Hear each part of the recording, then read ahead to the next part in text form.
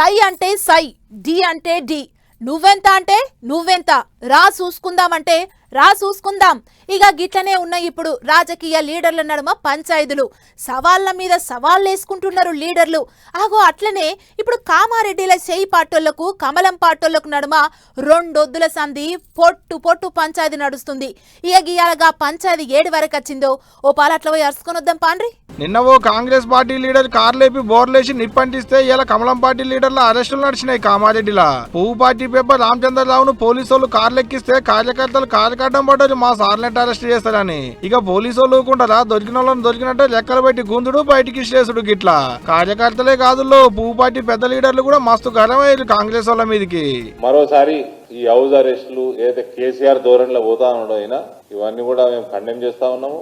MLA camp కార్యాలయం మీద కూడా అటాక్ చేసిన వాళ్ళ మీద సీరియస్ కేసులు పెట్టి ఇంకోసారి ఇటువంటి దాడులు కాకుండా హోమ్ మినిస్టర్ చీఫ్ మినిస్టర్ చేయాల్సిందిగా మేము డిమాండ్ చేస్తా ఉన్నాం. అసలుకి పంచాయతీ పుట్టిందంటే Kamareddy MLA Kadapalli Venkataramanareddy sir college భూములను కబ్జా పెట్టినని Congress leader Shabbir Ali sir అన్నందుకు నేను ఎడ కబ్జా పెట్టినో ఆధారాలు పట్టుకుని రాలి అని ఎమ్మెల్యే సార్ సవాల్ వేస్తే నిన్న కాంగ్రెస్ వాళ్ళు ఎమ్మెల్యే క్యాంప్ ఆఫీసును చుట్టుముట్టేందుకు వచ్చిర్రు.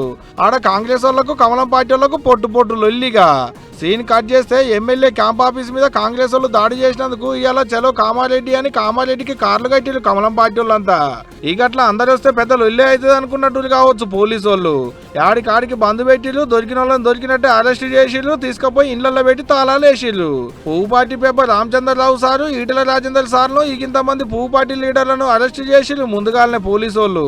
ప్రజాప్రతినిధుల్ని సైతం ఈ రోజు అరెస్టు చేసి నిర్బంధించడం పాలన చేతగానటువంటి ముఖ్యమంత్రి రేవంత్ రెడ్డి గారు మేము అడుగుతా ఉన్నాం.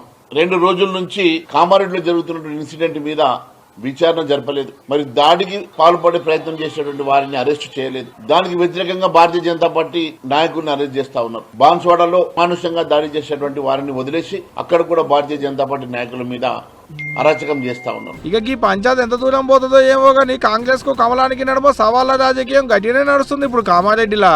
మరి చూడాలి రేపు ఏమైతుందో ఇక.